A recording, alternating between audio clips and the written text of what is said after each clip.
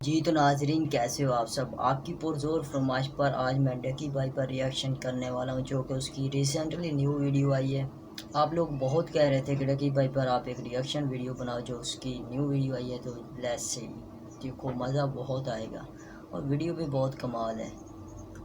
Okay.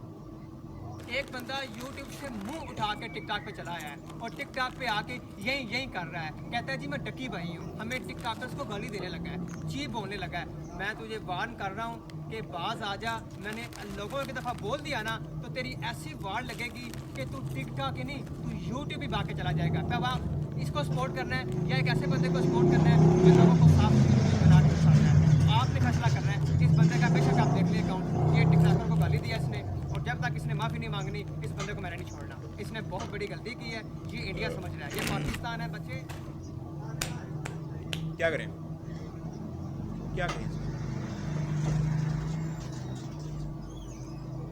तेल लगा दो इसको सर। अगली वीडियो। तो क्या चल रहा है आजकल? मैं हूँ आपका फेवरेट यूट्यूबर। यही यही तो भाई ये एक स्टोरी टाइम वीडियो है। मैंने कुछ यूट्यूबर्स को करते हुए देखा तो मैंने सोचा कि करते हैं ट्राई भाई। तो आज मैं तुम लोगों को वाकया सुनाऊंगा उस टाइम का जब मुझे अरेस्ट किया गया। तो टोटल 3 बार सिक्योरिटी पुलिस के चक्कर में पड़ा हूं मैं, और इनमें से कोई इंटेंस अच्छा। कोई हैवी क्राइम सीन नहीं है, या कोई डाका नहीं डाला या बैंक नहीं लूटा मैंने। छोटे मोटे पे और फिर ये क्या बस। क्या तो आपने? पहली बार मेरे साथ पुलिस कंडीशन आई वो था जब मैं कोई 14 साल का था। मेरे दोस्त हुआ करते थे, शाम को हम लोग गली में क्रिकेट खेलते थे और रात को घरों की बेल बजा के भागते थे। एक दो गलियां छोड़ के ना एक घर था जहाँ पे एक कुत्ता रहता था, और उधर ही एक अकेला आदमी रहता था फुल गुस्से वाला। उसके घर के सामने से भी गुजरा ना तो उसका कुत्ता ऐसे भौंकता है जैसे पैंच हड्डी नहीं मिली उसको सारी उम्र। अब बेले बजा के तो हमने भागना ही था। सबसे पहले मैं गया गेट के पास, दोस्त मेरा पीछे करके खड़ा हो गया था, भागने के लिए रेडी था वो कि जैसे ही मैं बेल बजाऊंगा दौड़ लगा देंगे। अब ऐसे घर थे वो, मतलब छोटे छोटे ही गेट थे। यहाँ पे उनका हरामी कुत्ता बैठा होता था जंगली वाला। खैर मैंने बेल बजाई और मेरे और दोस्तों ने दौड़ लगा दी सीधी। तो बुड्ढा बाहर आके यहाँ पे खड़ा हो गया और गालियां दी उसने जोर जोर से वहाँ पे सीधी। अब आधे घंटे बाद हम लोग दोबारा वापस आए। हमने बेल वेल कोई नहीं बजाई थी, लेकिन हम लोग बस सिर्फ घर के सामने से गुजर रहे हैं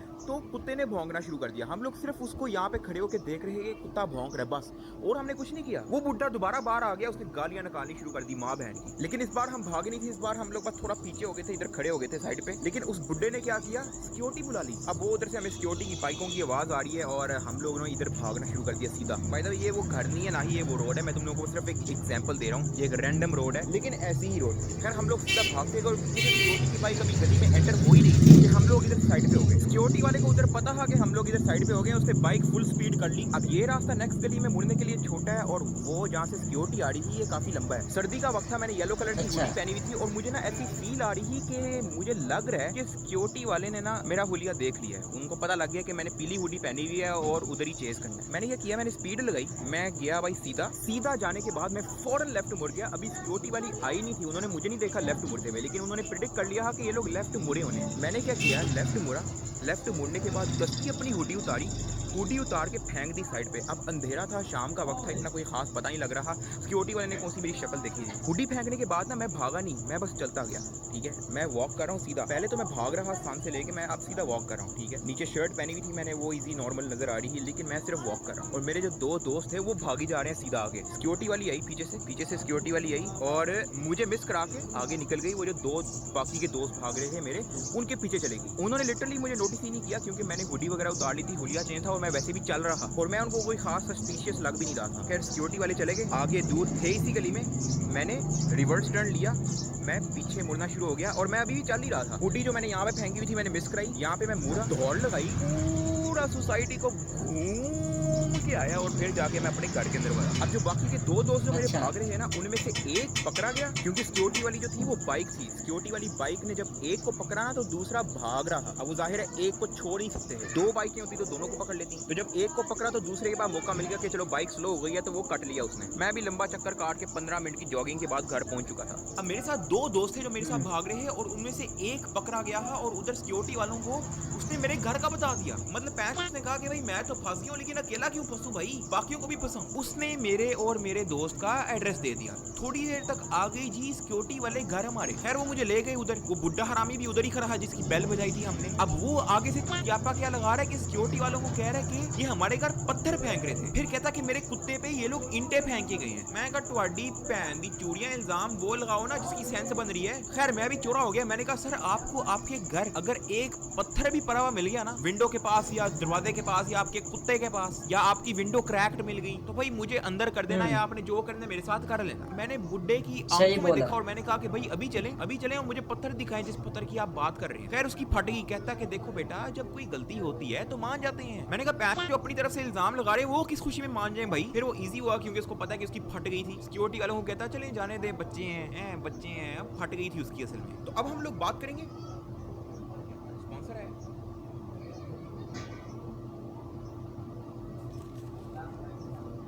किसके चाहते हैं। This video is sponsored by octa FX. क्या तुम लोग को कभी घर से पैसे कमाने का दिल किया या कभी ऑनलाइन अर्निंग करने का दिल किया तो आप लोग आए हैं बिल्कुल सही जगह। ऑक्टा एफएक्स एक ऑनलाइन ट्रेडिंग प्लेटफॉर्म है जहां आप लोग करेंसीज ट्रेड करके पैसे कमा सकते हो, जिसने ऑनलाइन अर्निंग को किया बहुत आसान। और सिर्फ इतना ही नहीं, तुम लोग इसको सच में इन डाइस क्रिप्टो करेंसी में भी ट्रेड कर सकते हो। तो मैं दिखाता हूँ ये काम कैसे करता है। $30 डिपॉजिट करने के बाद अपना ट्रेडिंग इंस्ट्रूमेंट सेलेक्ट करो। जब प्राइस लो होगी तो ग्रीन बाय बटन पे टैप करो और जब ग्राफ हाई होगा तो क्लोज द डील। और ये रहा आपका $30 प्रॉफिट। जितने भी अकाउंट है वो इस्लामिक है, कोई भी स्वैप अप्लाई नहीं होगा अगर तुम ओवरनाइट अपनी पोजीशन ओपन रखते हो। मैंने खुद भी प्रॉफिट लिया है and it has changed the life of millions around the world. Octa FX deposit या विड्रॉ पे कोई कमीशन नहीं लेता। ऑनलाइन बैंक ट्रांसफर भी अवेलेबल है। वायरस के क्राइसिस के बावजूद भी Octa FX offers lower spread on currency pairs up to 14 points to support you. तो इंतजार किस बात का, इस वीडियो के बाद लिंक पे जाना description and download Octa FX and get $5000 in your demo account. अपना फर्स्ट टाइम डिपॉजिट डबल करने के लिए use my promo code Ducky भाई।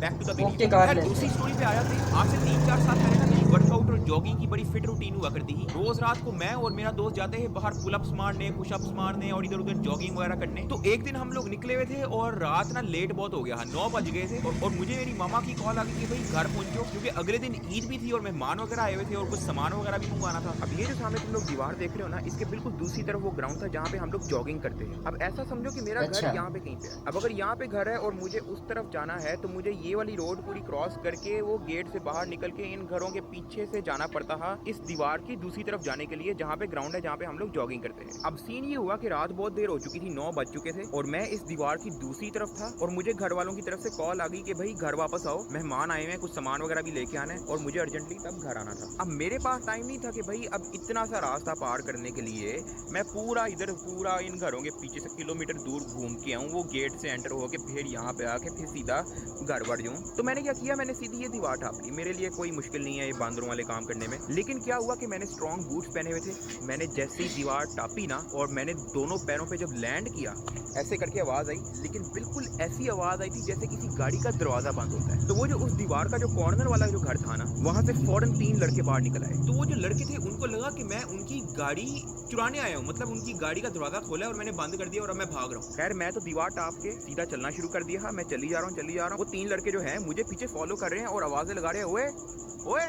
खैर मैंने पीछे मुड़ के देखा, ये तो मैं इसको क्या हुआ, भाई बावरा हो गया। अब मैं जब यहाँ पे चलता जा रहा हूँ, उसने गुस्से में ओए कहा, मेरी फट गई। मैंने सीधी यहाँ से दौड़ लगा दी। ठीक है, मैं नहीं पीछे मुड़ के देखा। मैंने कहा मुझे पता है कि भाई मैं तेज हूँ, उससे मैंने सीधी दौड़ लगा दी। खैर उन्होंने भी दौड़ लगा दी। मैंने ये किया, मैं भागता गया, वो सामने नेक्स्ट वाली गली के अंदर बढ़ गया। खैर नेक्स्ट वाली गली में घुसने के बाद मुझे पता था कि मैं आराम से भाग जाऊंगा इनसे। 100% श्योर था कि मैं उनसे कहीं तेज हूँ। लेकिन अब मसला ये था कि यहाँ पे कुछ लोग खड़े हुए थे जो मुझे भागते हुए देख रहे और मैं बहुत चुतिया लग रहा। मैं यहाँ पे आके रुक गया। मैंने कहा चल खैर पकड़ेंगे, क्या कहेंगे ज्यादा। लेकिन उन्होंने क्या किया, वो तीनों आए। उनमें से एक ने मुझे पीछे से पकड़ा, दूसरे ने टांगों से पकड़ा और तीसरे ने कुट लगाई मुझे। हैवी कुट लगाता गया वो। अब मैं झूठ नहीं बोलूंगा, मैं फिजिकली काफी स्ट्रॉन्ग हूँ। ठीक है, स्ट्रॉन्ग इन सेंस ये नहीं कि मतलब कोई बॉडी शॉडी मसल है, लेकिन पेन मुझे कोई इतनी खास होती नहीं है। इसलिए तुम लोग देखते हो कि स्लैब चैलेंज वगैरह बना लेता हूँ मैं इधर उधर। खैर वो इधर बैठा के मुझे कुट लगाता गया। मैं वेट करता गया, चलो जब बस करेगा ठीक है फारिग हो जाएगा। लेकिन क्या हुआ, इधर घर से ना उधर शोर सुन के ना एक भाईजान बाहर निकल आए। ठीक है, उन्होंने खैर लड़ाई वगैरह छुटवाई और उन्होंने सिक्योरिटी को कॉल कर दिया। जबकि मैं ये नहीं चाहता था, मैं चाहता था बस वो कुट लगाएं, फारिग करें, जा दफा हों, मैं भी जाऊँ घर दफा हूँ। ठीक है, लेकिन इन भाईजान ने जो मुझे रेस्क्यू करने आए थे, इन्होंने सिक्योरिटी वालों को बुला दिया। खैर फिर यहाँ से सिक्योरिटी वाली आई,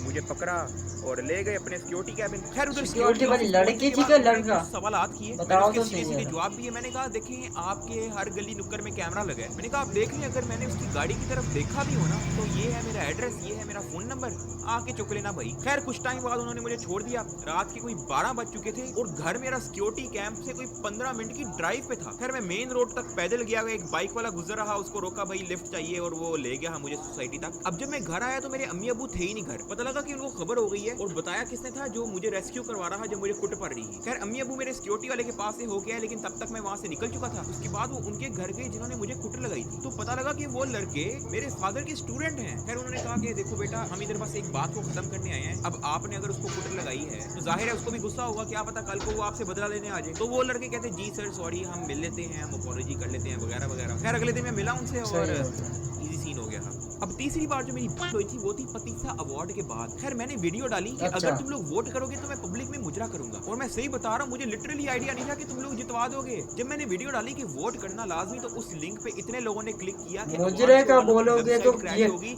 उनकी कॉल आ गई भाई मैं क्या बताऊं, ये सब कुछ कर देंगे कि यार ये क्या मैं प्रॉमिस करके बैठ गया। खैर अवार्ड शो से नेक्स्ट डे जब मैंने व्लॉग डाला तो उसके शुरू में मैंने बोल दिया था कि कल दोबारा वीडियो अपलोड करूंगा। खैर नींद से मेरी गांड फट रही थी और अगले दिन मुझे थोड़ा बुखार भी हो गया था, तो हम लोग मुजरा शुजरा कोई शूट नहीं कर पाए थे। कुछ दिनों के बाद राहिम को बोला मैंने कि भाई तू आजा, फिल्म वगैरह करना है, तो उसमें तेरा रोल वगैरह भी चाहिए। हम लोग गए थे घर के पास वाले चौक पे, 3-4 गाड़ियां थी गुजर रही आसपास और 2-3 लोग थे। खैर हमने जल्दी जल्दी फिल्म किया और घर वापस आ गए। अब जहाँ पे हमने फिल्म किया था ना, वो सोसाइटी का बड़ा इंपॉर्टेंट इलाका था और उधर फिल्मिंग अलाउ नहीं थी, और मुझे इस बात का पता ही नहीं था। वीडियो डाली, मैं बड़ा खुश था कि भाई लोगों को पसंद आ रही है और अच्छे व्यूज भी आ रहे हैं। अगले दिन ना शाम को बाहर बेल हुई, मैंने खिड़की से देखा तो सिक्योरिटी वाले आए हुए 2 गाड़ियां लेके। अब मुझे लिटरली कोई आइडिया नहीं था कि मुजरे वाली वीडियो की वजह से आए हैं। खैर मैं बाहर गया, सलाम वगैरह लिया, उन्होंने अपना मोबाइल निकाला, टिकटॉक की कोई लिंक खोली उन्होंने और कहा कि ये आप हैं। मैंने कहा जी, कहते आ जाओ हमारे साथ। खैर मैंने कोई बहस नहीं की, मैंने कहा मुझे पता लग गया कि किस वजह से लेके जा रहे हैं। उन्होंने जो बोला मैंने किया, मैंने कोई दूसरा सवाल ही नहीं पूछा कि भाई मैं नहीं आ सकता ये वो, मैं सीधा चला गया उनके साथ। खैर पहुंच गए हम लोग सिक्योरिटी वाली जगह। अब मैं किसी का नाम नहीं ले सकता, लेकिन ना वो मुझे किसी हायर अथॉरिटी के पास ले गए। वहाँ पे एक आदमी बैठा था फुल हट्टा कट्टा, पीछे उसके 2 बॉडीगार्ड खड़े हुए। उन्होंने मुझे बिठाया, पूछा कि भाई चाय पानी लेंगे, मैंने कहा नहीं नहीं इजी सीन है। अब आगे वो हायर अथॉरिटी वाला बंदा कहता कि देखो बेटा, हम सब टिकटॉक बनाते हैं लेकिन घर पर बैठ के रूल्स के साथ बनाते हैं। मतलब उनको लगा कि ये जो मुजरे वाली वीडियो है ये टिकटॉक से आई है। और मजे की बात ये है कि टिकटॉक पे जो वीडियो री अपलोड हुई थी, जो सिक्योरिटी वाले देख रहे थे, उस पे मिलियन+ व्यूज थे। खैर मैंने उसको स्टोरी बताई सारी कि ये डेयर वगैरह था, तो वो आगे से कहते हैं कि देखो आप सिर्फ इसको रिमूव कर दो, बाकी कोई इस तरह कोई लंबा चक्कर नहीं है। खैर उन्होंने कुछ सवालात वगैरह किए, छोड़ दिया, मैं घर आ गया। घर आके मैंने ये वाली वीडियो बनाई, लोगों को कहा कि भाई ये रिमूव कर दो ये वो। टिकटॉक पे भी जिसने अपलोड की हुई थी उसको मैंने कहा कि भाई आप ये रिमूव कर दो। उसको मैंने ब्लर वर्जन बना के उसको मैंने खुद ही सेंड कर दिया कि भाई आपने अपलोड करनी है ये वाली।